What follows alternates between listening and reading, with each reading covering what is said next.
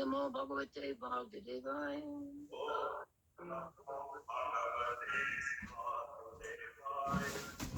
So today we're reading Srimad Bhagavatam, first canto, third chapter, and today apparently it is verse 34. So we'll take those of you who have a device.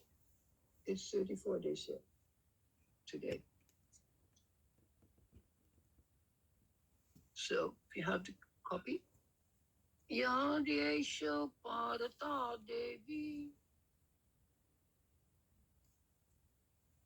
Maya Vaishyarati Mati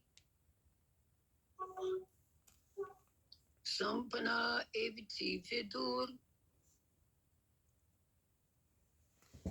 Mahimni Sve Mahiyate Yadesha Parata Devi Maya Vaishyarati Mati Sampana Eviti Vidur Mayamini Sve Mahiyate Yadesho Parata Devi Maya Vaishyarati Matihi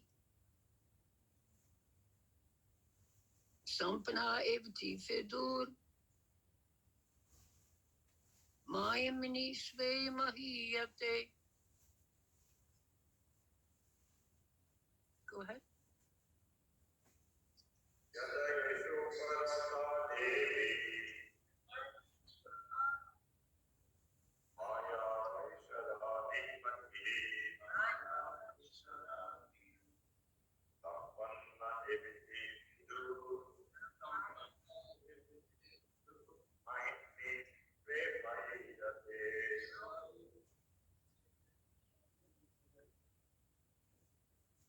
Anyone else?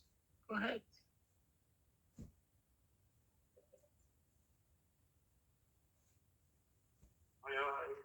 Devi.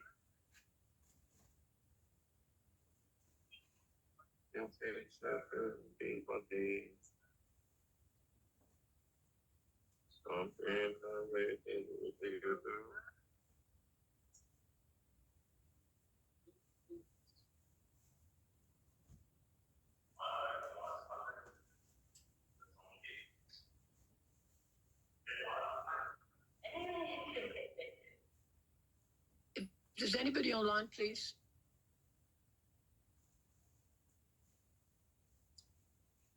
If not, we'll proceed with the word for word. You changed the sound, Manu, please. Oh, is there anyone online who would like to chant a verse, please?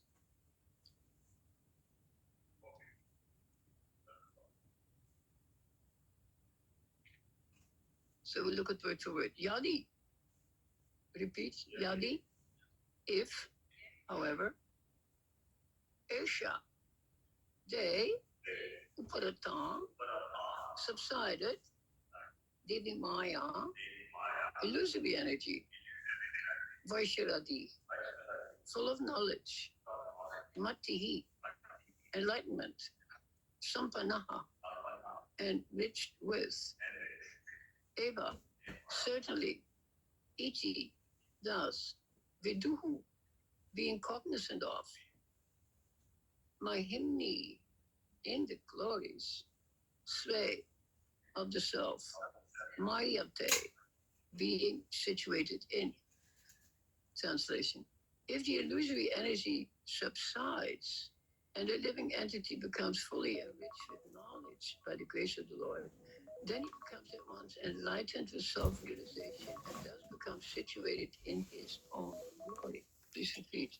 If the illusory energy subsides and the living entity becomes fully enriched with knowledge by the grace of the Lord, then he becomes at once enlightened with self-realization and thus becomes situated in his own glory purport. Because the Lord is the absolute transcendence, all of his forms, names, pastimes, attributes, associates, and energies are identical with him. His transcendental energy acts according to his omnipotency. The same energy acts as his external, internal, and marginal energies. And by his omnipotency, he can perform anything and everything through the agency of any of the above energies. He can turn the external energy into internal by his will. Therefore, by his grace, the external energy which is employed in illusioning those living beings who want to have it subsides by the will of the Lord in terms of repentance and penance for the conditioned soul. And the very same energy then acts to help the purified living being make progress on the path of self-realization. The example of electric energy is very apropos in this connection. The expert electrician can utilize the electric energy for both heating and cooling by adjustment only. Similarly, the external energy, which now bewilders the living being into continuation of birth and death, is turned into internal potency by the will of the Lord to lead the living being to eternal life. When a living being is just graced by the Lord, he is placed in his proper constitutional position to enjoy eternal spiritual life. Om Gyana Timirandasham Ginandina Sirakaya Chakshiram Militam Denam Tasmai Shri Guru Namaha.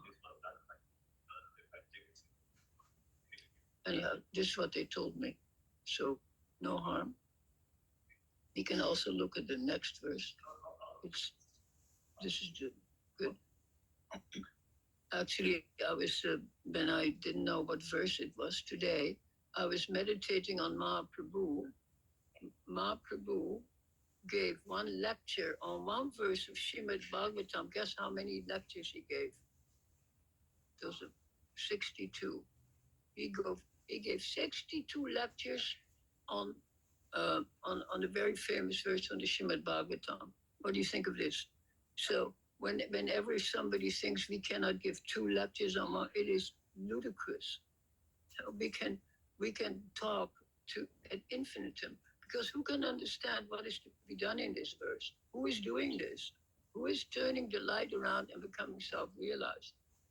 And the beauty, there's a difference, very much of a difference between the purport and the verse. The verse doesn't even talk about God or mercy of the God. It says, when the illusory energy subsides and the living, and it says, and you become full of knowledge, you become enlightened, then you're situated in your own self. It doesn't even mention God. In the translation it does, but not in the Sanskrit. In the Sanskrit, it says, when Yoga Maya subsides, you're situated in Mahamaya. So this is a very interesting thing. It's not like 2 things have to happen. Only one thing has to happen. What do they call that again? There's a term in physics. I forget what it's called. But it means that simultaneously with one action, 2 things are happening. And the example I've given it ad nauseum is when you have a bathtub and you fill it with water. Okay, you fill the bathtub with water. What happens simultaneously when you fill it with water? No, obviously, what happens to the air? That's what I'm talking about. The air is gone. So that's exactly what he's talking about here. You only need to do one thing and everything is accomplished. When you give up Yoga Maya, you're automatically situated in Mahamaya. Automatically. It's like an electrician, like Prabhupada says. There's, by manipulation, you can either have heat or cold. You don't have to do all these complicated things. It's what you call either or. It's either or, not both. You see? So this verse just itself as it stands, and Prabhupada, of course, gives very much an enlightening evidence how this is happening. But just the verse by itself gives you the clue to self-realization. Without any, it doesn't matter which which sect you belong to, which part of Hinduism or which part of Buddhism or anything. It tells you the absolute truth. It's just like if somebody says, if you open your eyes, you can see. Huh? When your eyes are closed, you can't see. When you open your eyes, you can see. It's none different from this. And it's called, what we often call, of course, it's a 180-degree turn. So I've asked my audience all the time, what is the difference between a 90-degree turn and a 180-degree turn? Yes. In 90, you just turn away from that thing. But you know where. You go up, you go vertical. But 180 is horizontal, parallel to where you were. And that's the most important thing to remember. Because why do you think we have such an illusion about what is real and what is unreal? Because what is unreal looks exactly what is real. When you read Krishna's pastimes, if you don't tell people what it is, any mundaner, and you just read it, and you don't use the word like the Lord and the Supreme and the Absolute, you tell the story. It's Bollywood. It's just Bollywood because the emotions are human that Krishna is exhibiting. You know, he's angry at his mother. He breaks the robe. He steals butter, he plays with the gopis, he urinates in the neighbor's house. Look, can you imagine he goes and urinates in the neighbor's house to annoy them? It doesn't sound like God. No, it sounds like Bollywood. But that is to give Krishna has the senses that with which we can identify any emotions. The whole theory of Ras that we point out many times is only based on human emotion.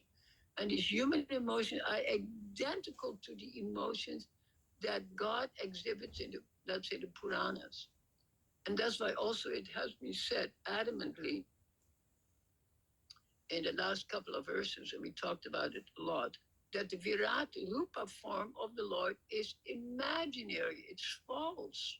So this is very, very interesting because this is one of the highlights of the Gita. Krishna exhibits his universal form. And what is the reaction to the universal form by Arjuna? First, he's impressed. But after a little while, he said, oh, no, take it away. I want to play with you. You're supposed to be my, we're supposed to have, sit together and enjoy. So Prabhupada adamantly points out, and the verse also pointed out previously, that it is, I always forget that word. It is, in Hindi, you probably say nakli. Let me find it again. It's number three. That word, I don't know why it escapes me. Such a beautiful word. Here it is. Kalpitaha. Kalpitaha. What is it? That's up. You fix it.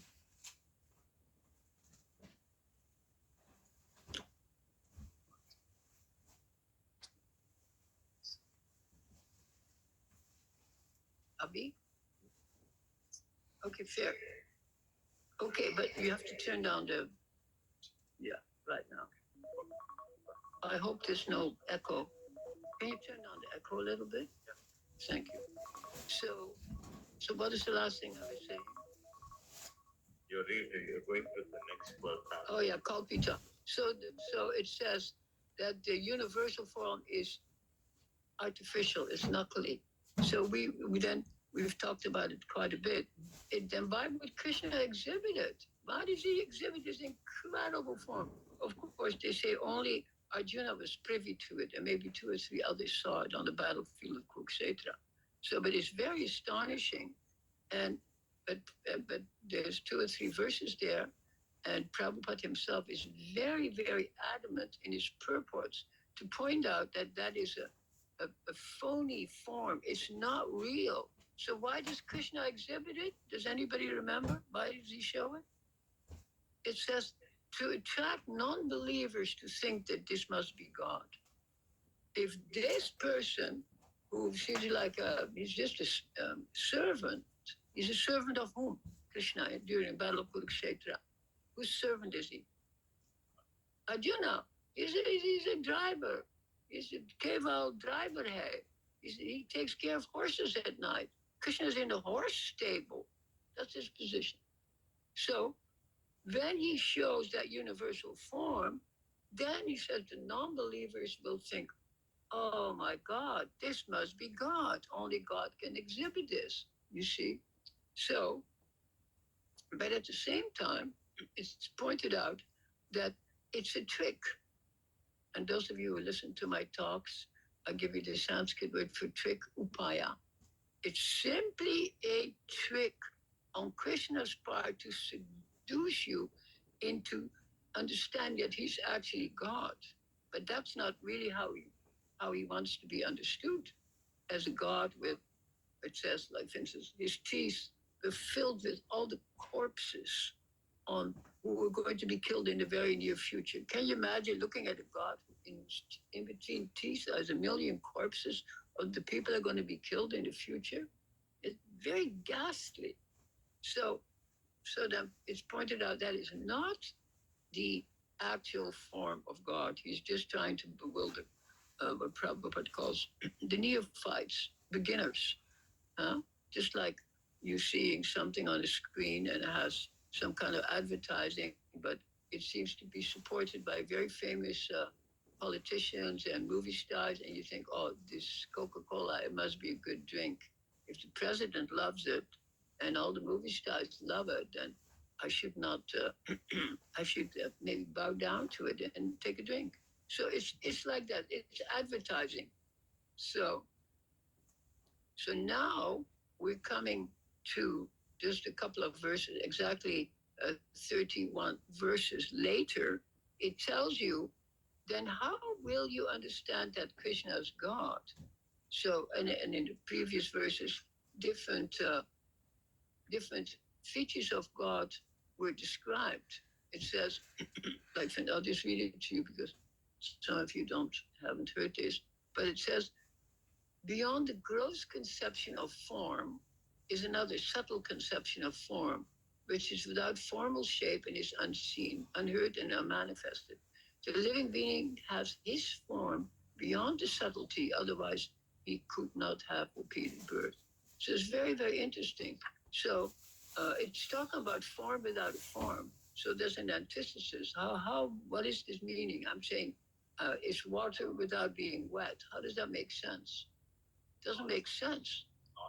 Yeah, it's nonsense. So, and this whole thing is, but it's given in such a way that we might say originally, how can water not be wet? How can light not reveal objects? How can darkness not obscure? You see? But it tells you that if you become enlightened and turn the light around 180 degrees, you can enter into that other reality, which is completely incomprehensible to us at this time. It doesn't even make any sense. I was reading a quote yesterday, by chance online. Somebody who said, what irony. People worship God who is unseen, ever unseen, yet his creation, everybody ruins his creation and simply exploits it. Why don't we pay attention to that God in nature that we can see? Why do we only worship a God that nobody has ever seen and everybody worships it, so to speak? So it's very good. So the point is in all our scriptures that within nature itself, we can see that there's the absolute. It is simply a reversal of the absolute, or like we say, it's a reflection, it's a shadow. Huh? Just like when we're walking on the path and there's a shadow, I can tell it's me, I'm carrying a cane in the last week. I'm carrying a cane and a bag along. There's a shadow, and I say, that's me. It could almost be someone else too, because all the shadows look similar. But who is casting the shadow is unique. So Krishna is casting the shadow into what you call the material world, or you call it Yoga Maya, or you call it Prakriti. It doesn't matter what you call it. You can say Prakriti, that which is made. Kri means to make. Ra is made. So from the absolute truth, he creates a world which is the relative truth. Can you see the difference? The absolute truth never changes. The relative truth is always changing. Like the truth right now is that it's 18 degrees. That's relative truth. A little bit later it'll be 23. That's also not absolute. So temperature is fluctuating, but that there is such a thing as temperature is real. Can be zero, can be 30 minus. You see? The real thing is that there is temperature, but the fluctuation is the degrees. So similarly, the truth is that there is an absolute Godhead, and that is Sri Krishna. Krishna's to Bhagavan Swayam. But he appears in so many different forms. Like this whole chapter is called Krishna is the source of all incarnations, and it lists 24 particular avatars. Not exactly in the order that we know Das avatar, but they're in there. So Krishna is the source of all incarnations, and this is one of the reasons that verse about the Virat Rupa, the 25th avatar, is not the Vishvarupa. That's not an avatar of Krishna. It's an imaginary production. Isn't that beautiful? Because there's not many imaginary productions when you read Srimad Bhagavatam. Most of it is like Asli, but this is Nakli. It's very beautiful. So this verse is not about God at all. It's only about you. It's about you entering into the supreme light simply by turning the light around from Yoga Maya to Mahamaya. So to do this, of course, you might say, okay, I want to become enlightened, but how do you become suddenly enlightened? Is it not possible? It's not because you chanted 16 rounds today, now you're suddenly enlightened. People chant 50 years and they say nothing happened, you see. Or people chant, do something 50 lifetimes and nothing happened. How come Prabhupada points out that you can take millions, nothing happened?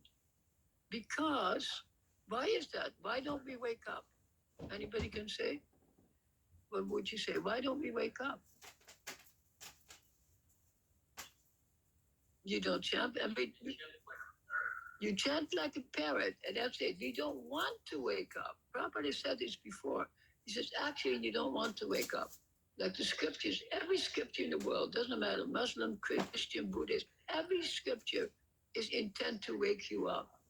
But you don't always say, oh, this is Buddhism. This is Jesus. I don't believe in Jesus. This is Muhammad. I don't believe.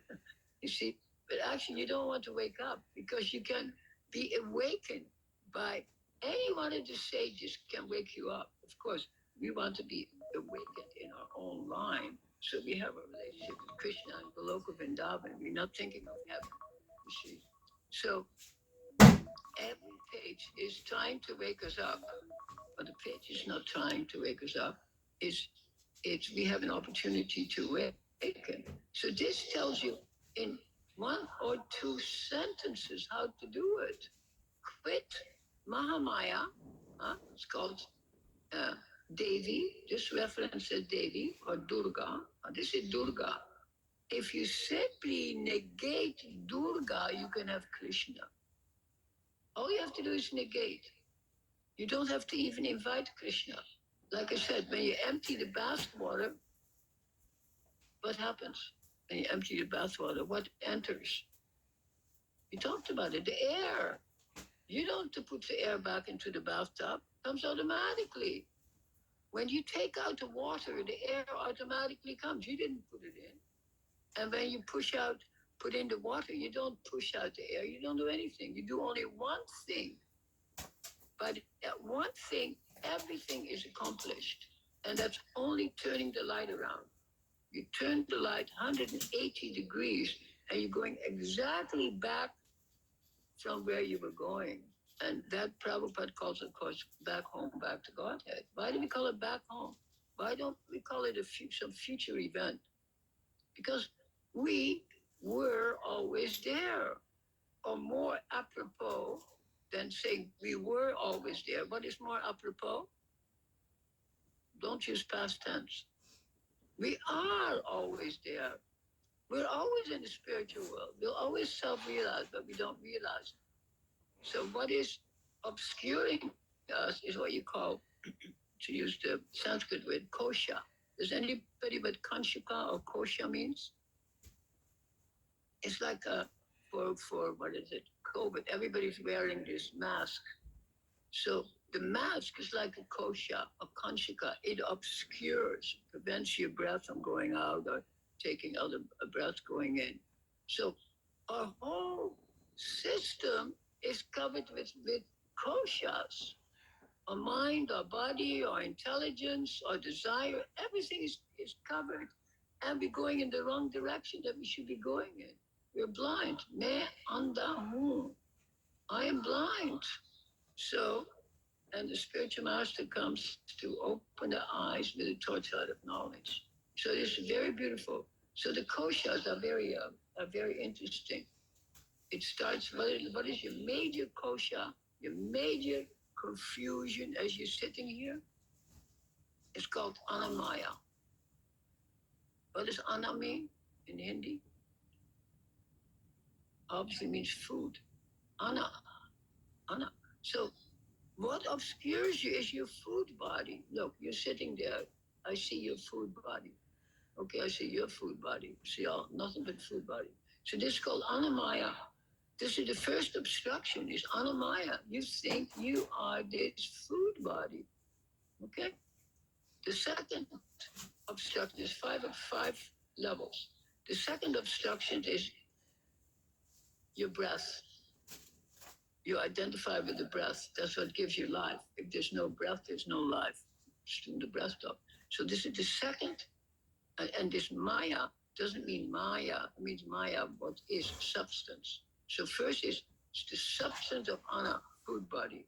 Then the substance of your breath, second obstacle. Then the third obstacle is manamaya. What does mana mean? Mind. The third obstacle is your mind. Your mind does not allow you to think you're already self-realized. You're dancing in glow. Your mind wants you to think you got to go to work, you have no money, you got to go on welfare, you got to support your mother, you got to, all misery. That's your mind. So the mind is a very serious obstacle. It's actually almost like the worst obstacle to self-realization because it's so subtle because we identify with it. Then the next kosha is Vijnanamaya. So what is the difference between mana and Vijnan? Mana is your mind. Yeah, exactly. That's intelligence. That is what rules the mind. What rules the mind is your intelligence. So your mind is like off and on. I want this, I don't want this. On, off, I want, I don't want, I want, I don't want. And your intelligence tell you, no, no, no. You don't want to go to school? Go to school. You don't want to eat healthy food. You only want to eat junk food. No, no. Use your intelligence. You'll get a heart attack. So your intelligence then tells you how to operate your mind and your body. So this is the fourth kosha, the fourth obscurification.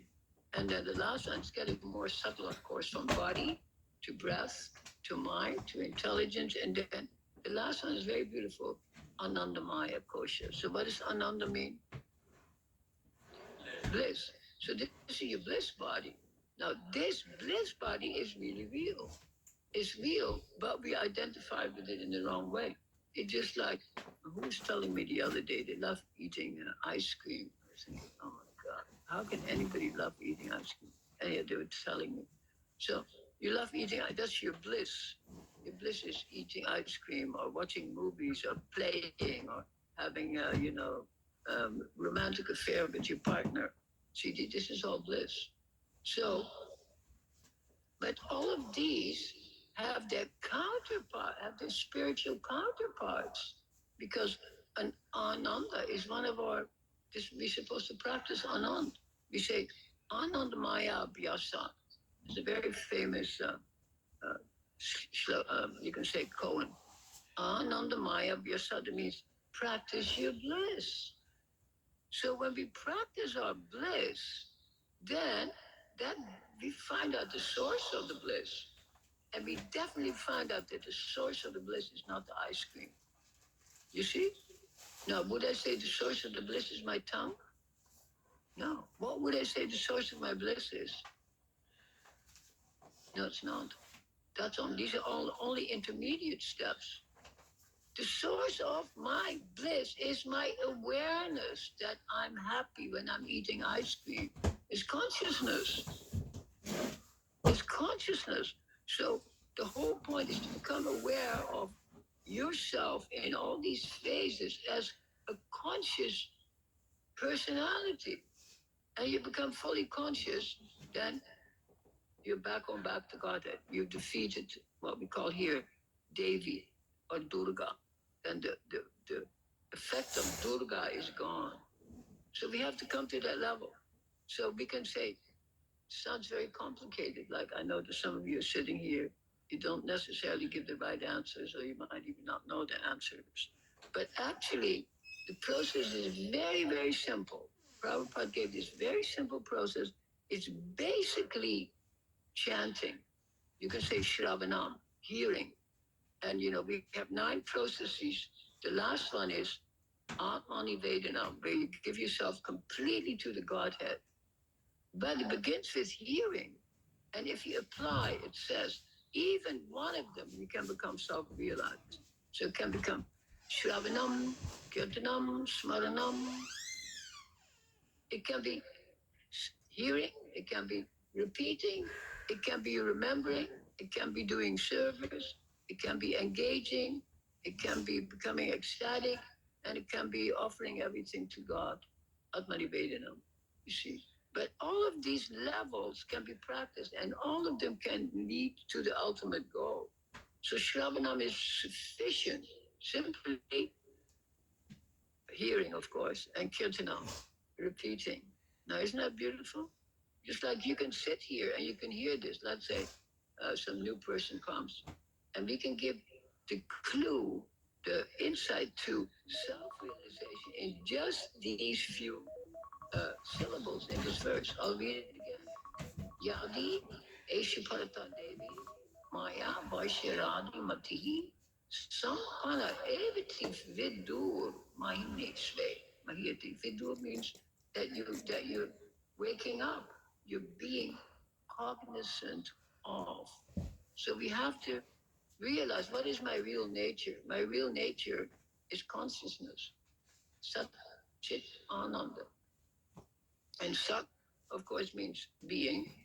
Chit means your awareness. And what are you aware of? Ananda. You're aware of your bliss.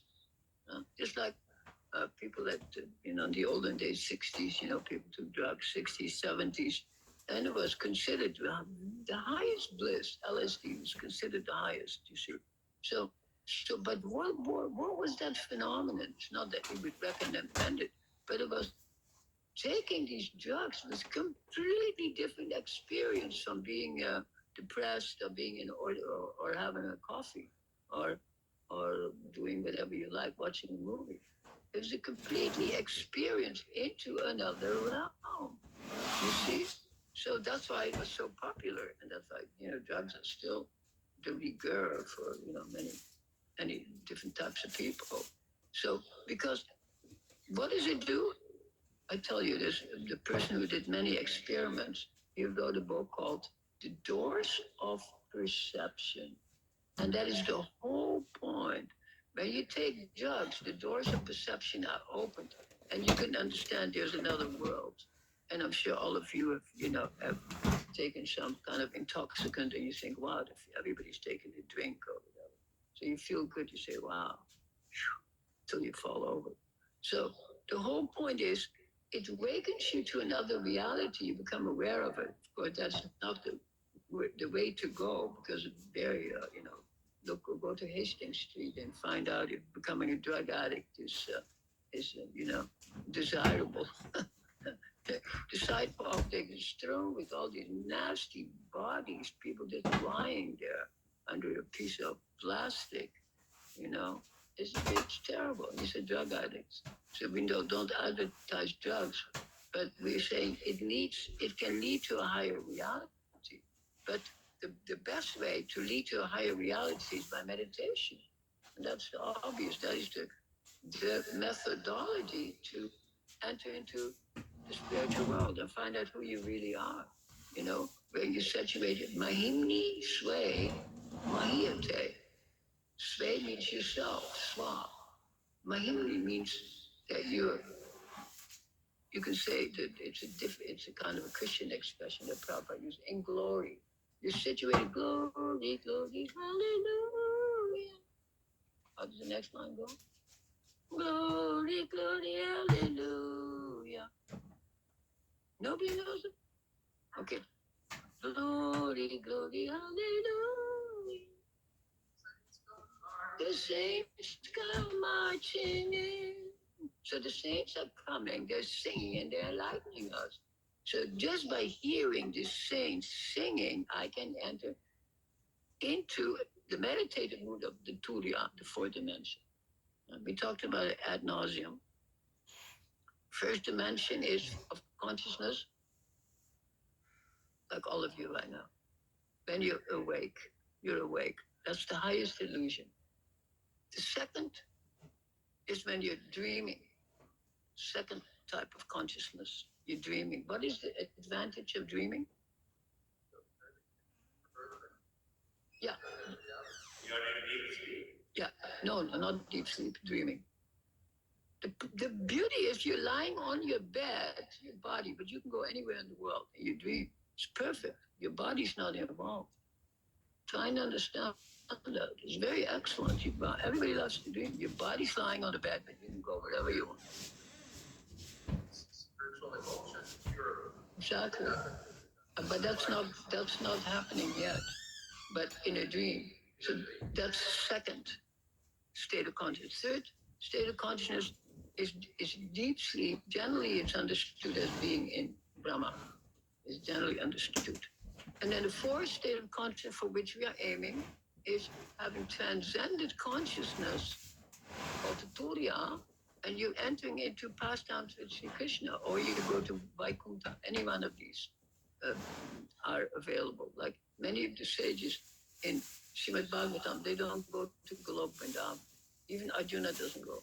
You see, they play different parts. But the fourth state of consciousness allows you to go to any of the transcendental realms that you want to access.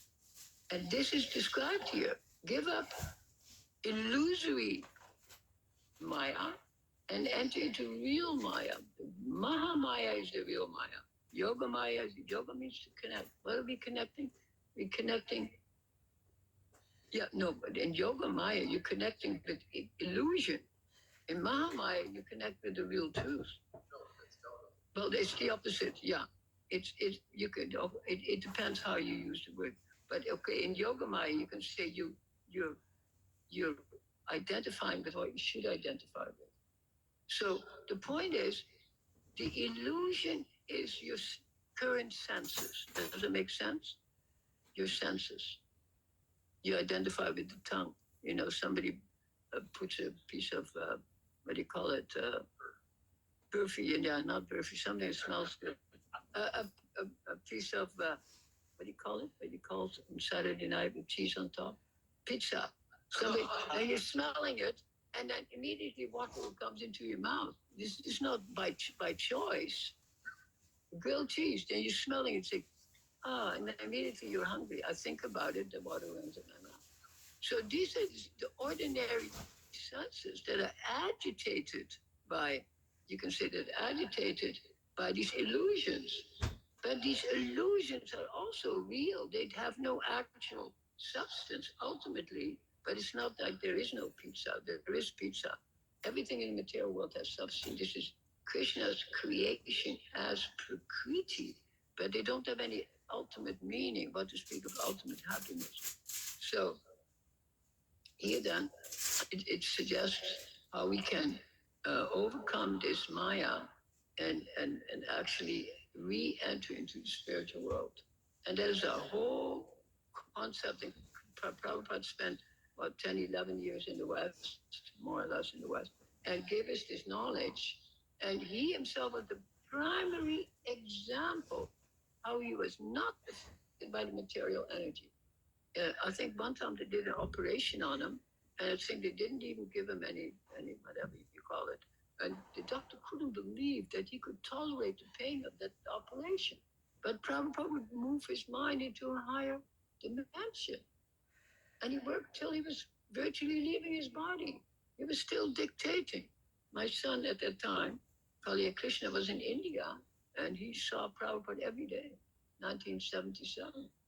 And he said it was amazing. Prabhupada's mood until the day he left. And actually, he wanted to go on pilgrimage, but they wouldn't take him. Some devotees said, "Yeah, let's go." Where did he want to go? Yeah, Govardhan Parikram. Exactly. He wanted to go Govardhan Parikram. And some devotees, had I been there, I would have said, yes, please go. Some said, yes, we'll go. And others said, no, then this will be too difficult. But that was his desire. But they wouldn't take him. So don't you think Prabhupada knows what he wants is good for him? Better to leave when you're on Govardhan Parikram than in one of these air-conditioned rooms on the Ramareti, so to speak. So anyhow, Prabhupada himself was a supreme example of a yogi who achieved reality, the beautiful, in terms of recognition of being a servant of Sri Krishna. Whatever else he was in, very controversial, but he very much celebrated Sakya friendship, and very ironic. I pointed out many times. Prabhupada never went into Madhurya Ras. He left his body just before he entered into talking about Madhurya Ras, 10th canto, Krishna and the Gopis. He left Brahma, the bewilderment of Lord Brahma. That was Prabhupada's final purport that he wrote for the Srimad Bhagavatam. Chapter 13, see, lucky 13. And not only that, Prabhupada's disciples are supposed to finish the book.